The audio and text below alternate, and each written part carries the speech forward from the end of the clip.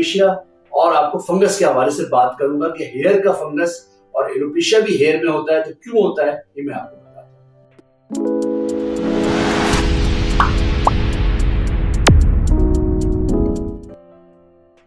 जी अस्सलाम वालेकुम दोस्तों, कैसे हो? खैरियत से ठीक ठाक हो? आपके वक्त का बहुत ही शुक्रिया, आप इतना वक्त हमें देते हो और हमारी वीडियोस को सुनते हो।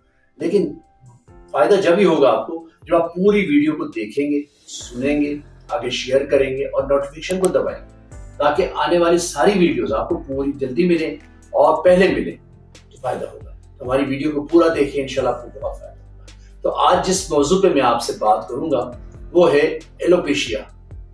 पहले भी हमने एक एलोपेशिया पे वीडियो बनाई थी, अब कुछ चीजें रह गई थी, कुछ लोगों ने इतने सारे सवालात किए कि हमें दूसरी वीडियो बनानी पड़ी।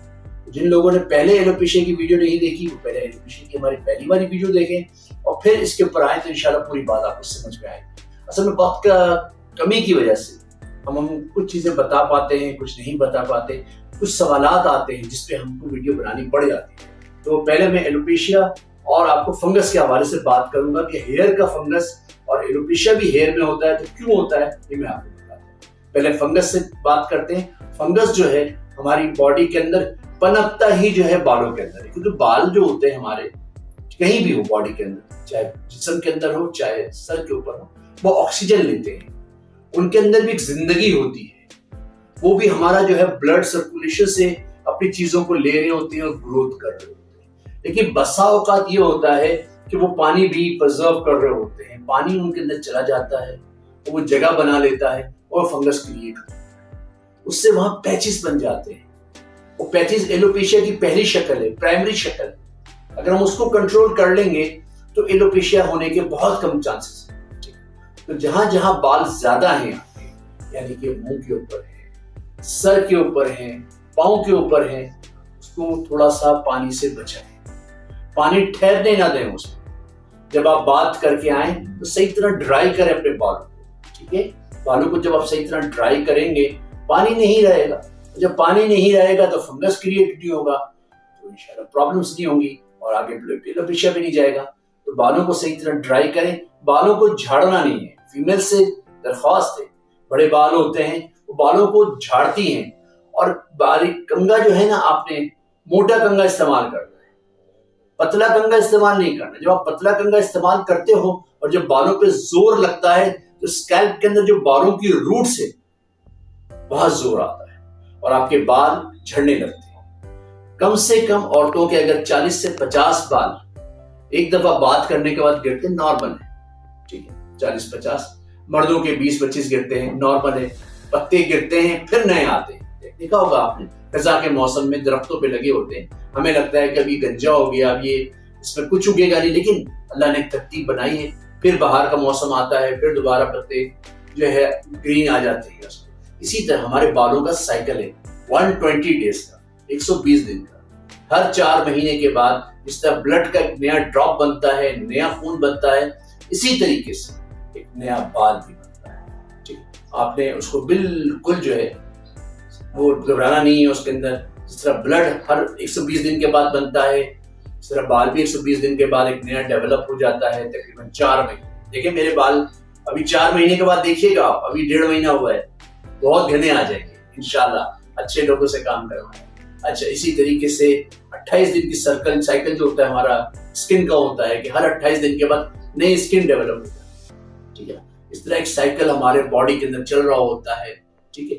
वो बन रहा होता है। तो बाल भी 120 दिन के बाद आ जाते हैं। तो 40-50 बाल गिर जाना कोई इतनी बड़ी बात नहीं है, फिर नए आ जाएंगे, फ्रेश आ जाएंगे, ठीक है?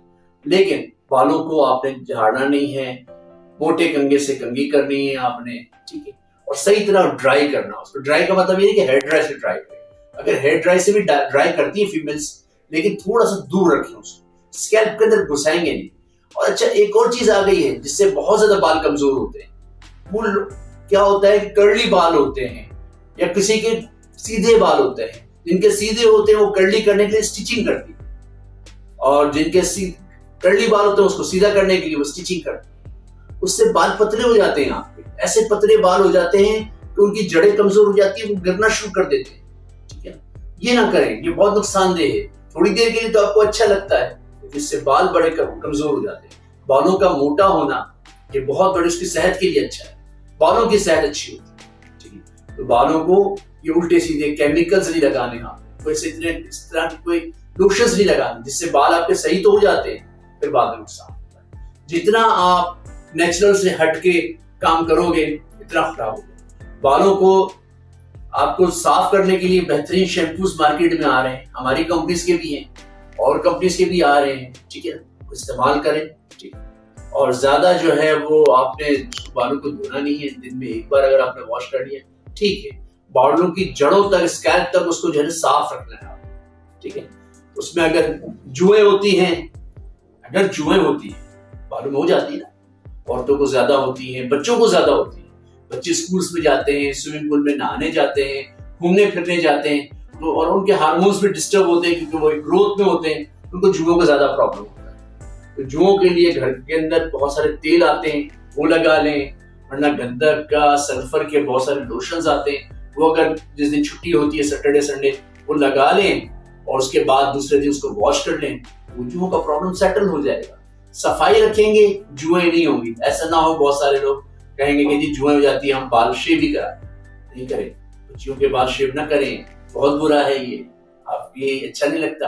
उसकी सफाई रखें, ठीक है। इवन के लोगों को तो यहाँ तक देखा, लोगों की बॉडी के अंदर भी जुएं हो जाती है क्योंकि नहाते नहीं है, एक हफ्ते तक नहाते नहीं है, 15 दिन तक नहाते नहीं है, कपड़े वही पुराने पहनते। ऐसे ना करें, उसमें लाइसिस का प्रॉब्लम होता है। तो बालों को वहीं से रोक लें, वहीं से डैंड्रफ को सेटल कर लें, वहीं से फंगस को सेटल कर लें, एलोपेशिया की तरफ नहीं जाएंगे। एलोपेशिया बात की बात, सफाई निस्फ ईमान है, माने हमारे मजहब में 50% इसको कहा गया, आधा दीन सफाई के अंदर। आपका घर का बाहर का पोर्शन भी साफ होना चाहिए, आपके घर के अंदर का एटमॉस्फेयर भी अच्छा होना चाहिए और बाहर भी सफाई का इंतजाम, हर चीज को गंदगी ना करें। देखिए इससे बीमारियां फैलती हैं, स्किन डिसऑर्डर्स होते हैं, ठीक है। आप जो है इस चीज को कर लें, आपकी बॉडी साफ रहेगी, आपके बाल खुशनुमा नजर आएंगे, आपकी स्किन बेहतर होगी, जिंदगी बेहतर हो जाएगी, अंदर के ऑर्गन भी जितने आपके वो भी सेटल होते हैं। इसको कर लें, इंशाल्लाह बहुत फायदा होगा। फंगस जो है ना बनता ही गंदगी वाली जगह, जहां जहां पे गंदगी होगी वहां फंगस बनेगा और वहीं से आगे एलोपेशिया, सोरियासिस, एक्जिमा सारे क्रिएट होते हैं, एटोपिक डर्मेटाइटिस, डिफरेंट डिजीज हैं स्किन के हवाले से, वहीं से सारी चीजें निकलती है उसकी शाखें। तो ये कर लो, इंशाल्लाह बहुत फायदा होगा और आपकी जिंदगी सुखी हो जाएगी, ठीक है। वरना इंसान मरता नहीं इन बीमारियों से, बहुत ज्यादा परेशान होता है।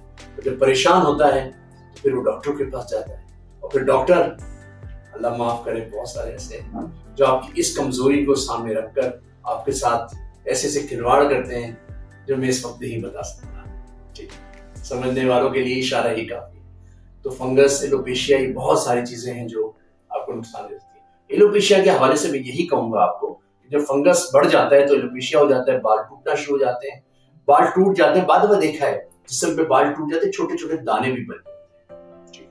वो दाने जो होते हैं ना, असल में होता ये है कि जब बाल टूटता है ना आपका, एलोपेशिया की वजह से, फंगस की वजह से बाल टूटता है, तो वहां पे छोटा सा बबल बन जाता है। वो आपको बबल ना टाइप का ब्लैंक टाइप होता है, असल में वो ऑक्सीजन जब वो नहीं ले रहा होता ना, उसका मुंह बन जाता है। तो आप उसके साथ खेलेंगे नहीं, ठीक है, उसके साथ खेलेंगे नहीं।